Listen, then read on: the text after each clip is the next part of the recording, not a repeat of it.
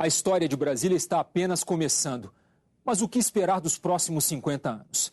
A cidade continua apresentando níveis elevados de qualidade de vida, mas enfrenta problemas de uma capital comum: engarrafamentos, crescimento desordenado, excesso populacional. Os caminhos que podem levar ao surgimento de uma megalópole e as várias gerações de uma família intimamente ligada aos 50 anos de Brasília.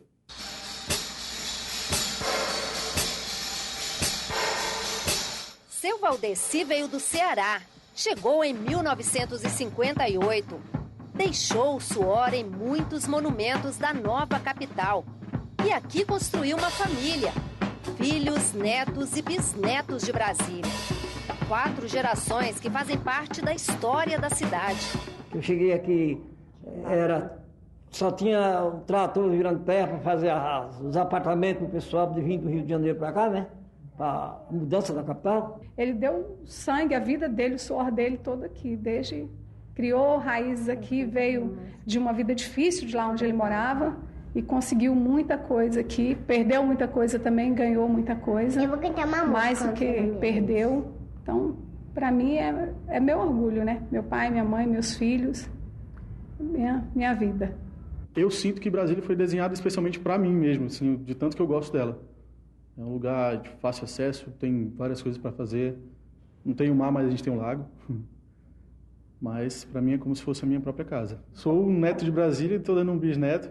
Eu gosto muito de viver aqui. Eu nunca vou mudar de lugar nenhum para ficar aqui em Brasília.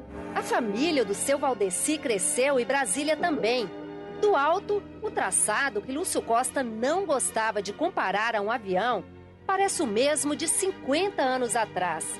Mas de perto, o céu não é de brigadeiro. Eu vejo, por exemplo, a ocupação dos espaços dos pilotis, a descaracterização das projeções que ocupam uma área muito maior do que deveriam, por regras de compensação de varandas que não deveriam existir, os cercamentos, como a gente vê aqui, cercamentos de jardins, né? Então, isso eu acho que impacta negativamente para a cidade e acaba ferindo a ideia que é uma ideia totalmente nova, sem precedentes, que se estabelece em Brasília, que é a projeção do solo. Você não tem o terreno no plano piloto, você tem a projeção e o espaço público é livre. A igualdade social, com ricos e pobres dividindo o mesmo lugar, foi para o espaço. Muita gente acabou empurrada para os arredores de Brasília. Não se conteve a população dentro do próprio plano piloto. Quer dizer, a chamada cidade fechada no plano piloto não aconteceu. E aí surgiu o primeiro improviso, como eu citei há pouco, de Taguatinga em 58, para desafogar essa pressão populacional.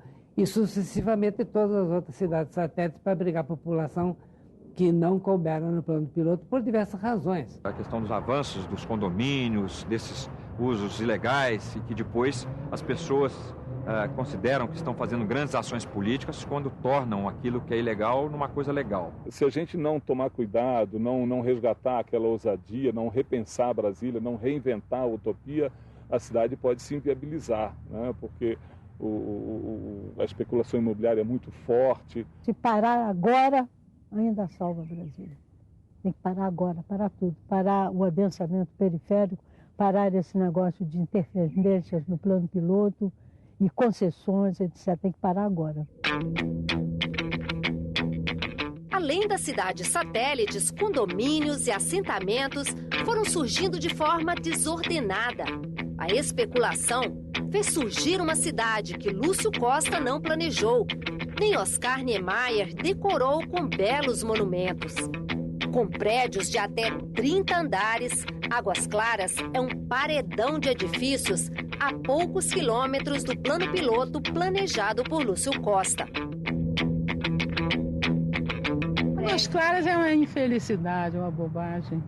Eu acho melancólico, mas isso você não tem controle. Quer dizer, essa área em torno do desenvolvimento de Brasília, da grande Brasília, eu diria, é igual a qualquer cidade brasileira. Ele vai ter que ser regido por regras e, sabe? Águas Claras é o exemplo escarrado, digamos assim, o exemplo concreto, com desculpe do termo, do que vai acontecer no futuro, emendando com um edifício em grande altura, que complica a vida de quem mora lá, porque aumenta a ilha de calor.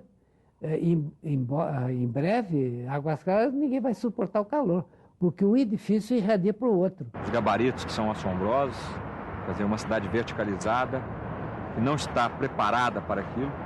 A cidade ainda não está toda pronta, a cidade ainda tem muito para se construir e hoje já enfrenta problemas que todos nós sabemos que são inviáveis. Com tanta gente e com a centralização dos empregos no plano piloto, o sistema viário começa a apresentar sérios problemas. Brasília tem que se reinventar. Eu nunca pensei exatamente, especificamente, sobre como eu veria Brasília, como eu projetaria Brasília para daqui a 50 anos. Mas alguma coisa teria que ser feita no campo do transporte.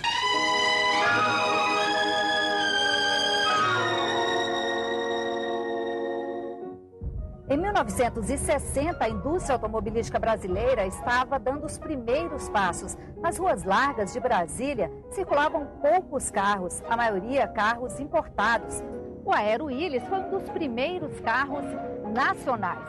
Em 50 anos, mudaram os costumes, a moda e o cenário nas ruas de Brasília. Congestionamentos, trânsito caótico. O número de carros em Brasília cresce em ritmo acelerado. Já são mais de 1.100.000 carros circulando por ruas que não foram projetadas para suportar tantos veículos. Eles já são tão numerosos que, se todo mundo resolvesse pegar uma carona, ninguém ficaria a pé.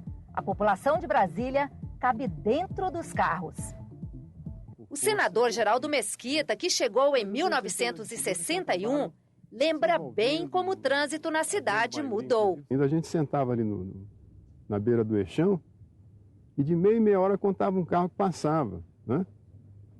Você vê a diferença. Hoje, se você sentar ali, você vai ver, de vez em quando, grandes engarrafamentos no eixão de Brasília, né? Então, eu acho que esse é um desafio que está posto para Brasília. Brasília pode, em curto espaço de tempo, estrangular. Se hoje, aos 50 anos, Brasília já tem problemas parecidos com os de cidades centenárias, como serão os próximos 50? Isso a gente vai ver. Eu não gosto, sim, de ficar adivinhando, não. Eu prefiro tentar fazer as pessoas entenderem que preservar Brasília não é capricho, é um momento brasileiro muito bom demais, muito importante, que as pessoas moças do futuro merecem conhecer, entendeu?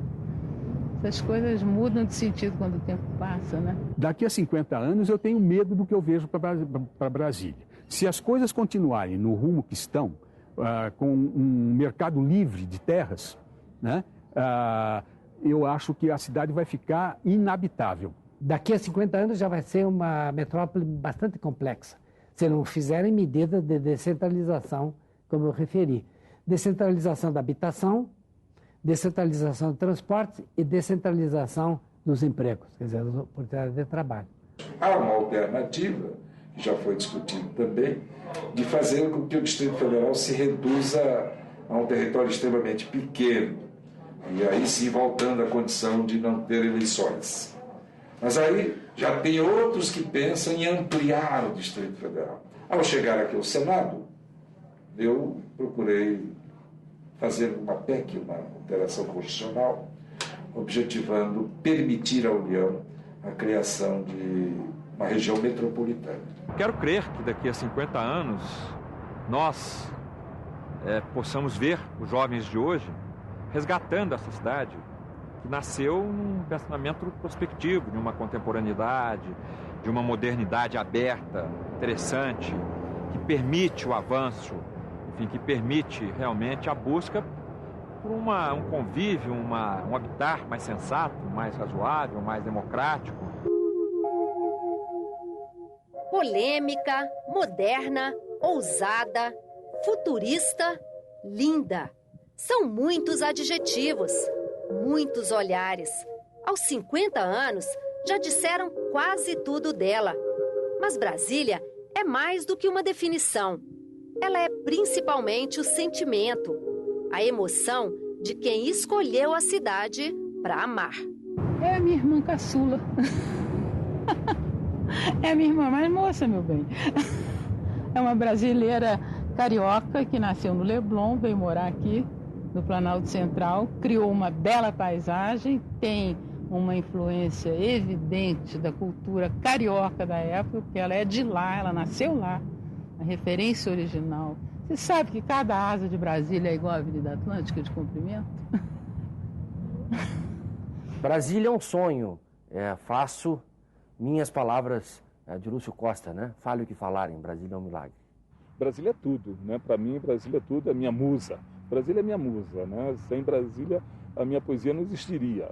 O Brasília é uma menina muito linda, né? O caos está aí a qualquer momento chegando junto, querendo fazer com que ela cresça de uma maneira meio torta, mas a gente tem que puxar para o lado da harmonia e deixar que ela cresça, que ela se torne uma senhora linda e plena, né? Eu não vou ver Brasília daqui a 50 anos, mas seja lá o que tiver sido, valeu a pena. A esperança de uma vida inteira, valeu a pena, valeu a pena.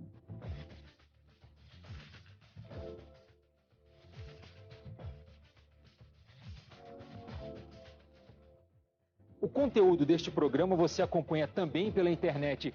Acesse www.senado.gov.br/TV.